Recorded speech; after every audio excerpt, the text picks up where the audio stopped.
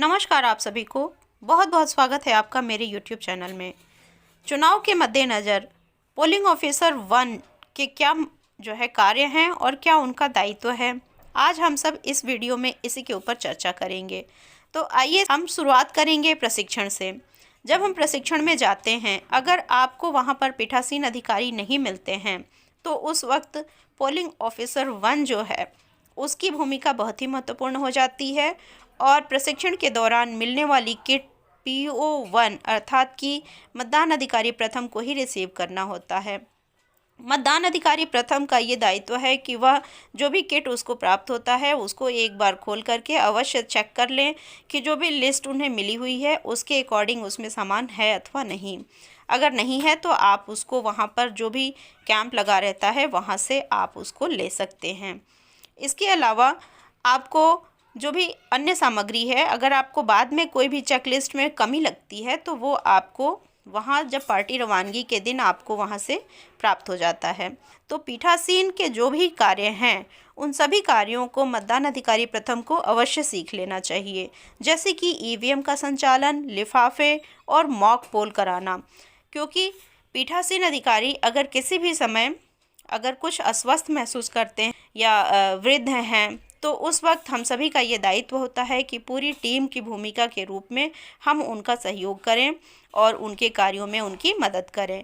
तो इसके लिए सर्वप्रथम PO1 अर्थात कि मतदान अधिकारी प्रथम को उनके सारे कार्यों को सीखना आवश्यक हो जाता है। जो है रवानगी स्थल पर पहुंचते हैं तो वहां पर जो भी सामग्री है अगर पीठासीन आपको मिल जाते हैं तब भी आप उनके साथ उनकी मदद के लिए अवश्य रहिए और समस्त सामग्रियां वहां से प्राप्त करिए, उसकी रिसीविंग लीजिए और वहां से एक चेकलिस्ट भी आपको मिलेगी।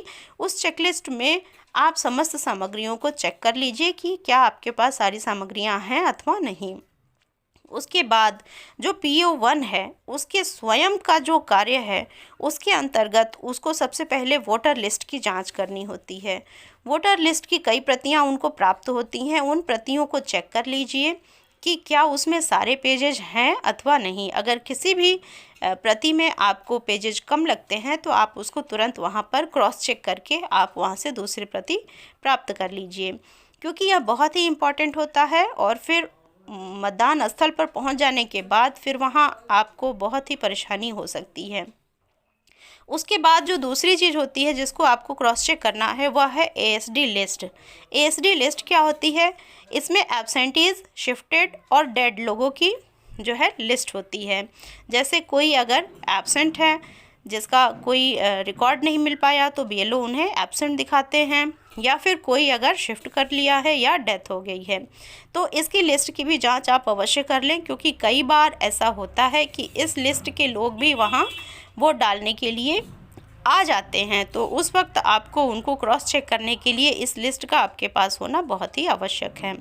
और इसके साथ साथ आप पेंसिल इत्यादि अपने पास अवश्य रखेंगे, जिससे कि आप लिस्ट में जो आपको मेल फीमेल इत्यादि की जो गणना करनी है उसको आप आसानी से कर सकें। इसके बाद महिला और पुरुष की गिनती के लिए आपको अपने पास एक चार्ट रखना होगा। चार्ट बहुत ही आवश्यक है, क्योंकि जैसे जैसे मतदाता आपके पास आते हैं वैसे वैसे आपको उसमें टिक करना होता है और हर 2 घंटे पर आपको ये रिपोर्ट भी बनानी होती है कि कितने % वोटर्स जो हैं महिला और पुरुष के वोटिंग कर चुके हैं। तो इसके लिए आपको एक लिस्ट मिलेगी, उस चार्ट को आप अपने पास अवश्य रखें और जैसे जैसे पुरुष आते हैं आप उस पर टिक करिए और जब महिला आती हैं तो उनके नाम के आगे आप गोला बनाइए, जिससे कि समय समय पर आप उसको क्रॉस चेक करके % भी निकाल सकें।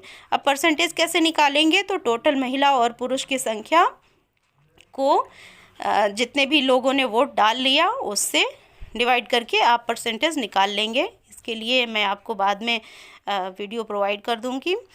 उसके बाद जब पोलिंग स्टेशन पे जब आपके पास मतदाता आता है तो सबसे पहले मतदाता जो है वो पोलिंग ऑफिसर 1 के पास ही आता है और पोलिंग ऑफिसर 1 का वहाँ पर बहुत ही महत्वपूर्ण कार्य हो जाता है मतदाता की पहचान करना।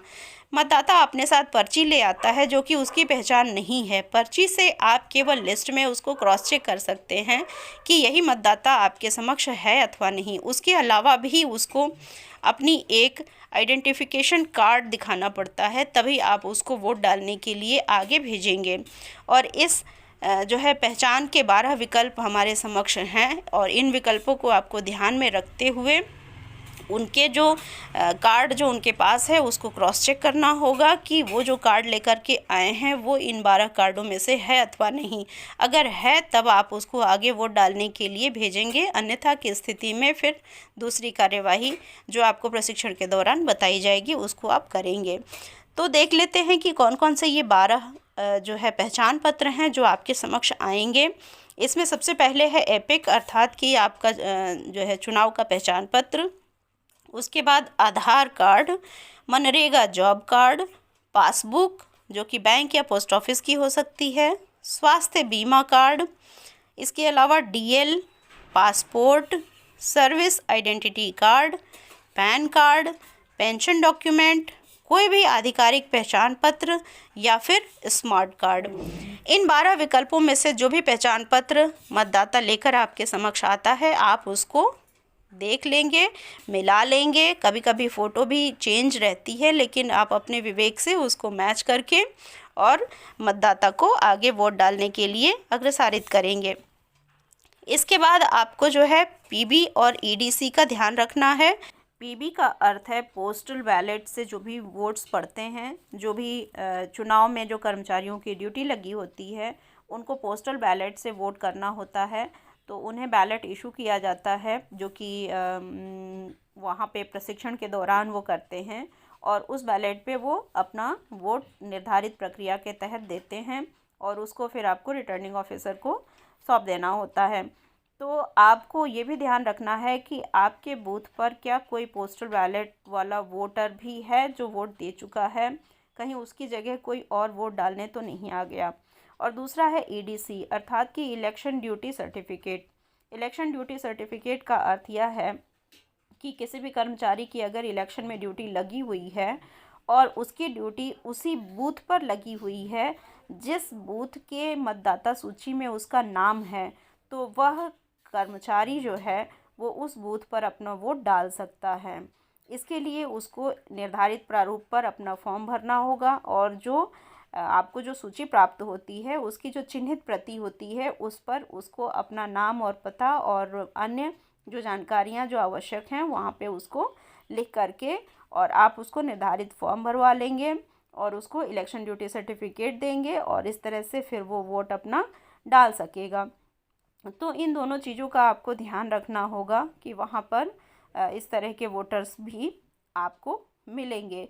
कई बार आपको ऐसे भी वोटर्स मिलेंगे जो कि जो है देख ना पा रहे हों, तो उसके लिए आपको हेल्पर्स को साथ में देना होगा और हेल्पर्स को जो है उनकी जो दाहिने हाथ की इंडेक्स फिंगर है उस पर उनको आप इंक लगवाएंगे जिससे कि ये चिन्हित हो सके कि उन्होंने किसी की हेल्प करी है। तो एक बंदा सिर्फ एक ही व्यक्ति की हेल्प कर सकता है, वो बार बार किसी की हेल्प नहीं कर सकता है, इसलिए उसके राइट हैंड की इंडेक्स फिंगर पर आप इंक लगवाएंगे।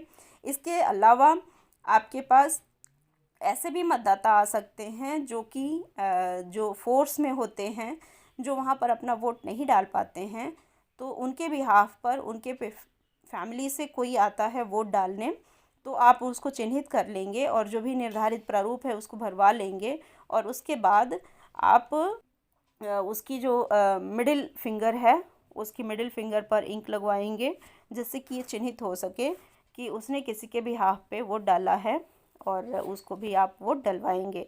तो इन सारी बातों का आपको ध्यान रखना होगा। उसके बाद आपको जो है वोटर लिस्ट में नाम को क्रॉस करना होता है। ये PO1 का सबसे इम्पॉर्टेंट काम होता है। वोटर लिस्ट में जो भी नाम है, जो पुरुष हैं उसके आगे आप क्रॉस लगाएंगे और जो महिला है उसके आगे आप गोला बनाएंगे और महिला और पुरुष की गिनती आप जो है प्रत्येक 2 घंटे पे आप उसको करेंगे, उसकी डिटेलिंग करते रहेंगे क्योंकि आपके पीठासीन को हर 2 घंटे पे परसेंटेज ऑफ वोटिंग की रिपोर्ट करनी होती है। तो इस तरह से मतदान अधिकारी के कार्य जो हैं वो बहुत ही इम्पोर्टेंट हैं और जब आप वहाँ जाते हैं मतदान कराने के लिए, तो आप अगर अपना काम जो है समय समय पर अपडेट करते रहें तो शाम को आपको बिल्कुल भी परेशानी नहीं होती है और आप बड़ी ही आसानी से अपने पूरी कैलकुलेशंस को कंप्लीट करके और अपनी किट को पैक कर सकते हैं।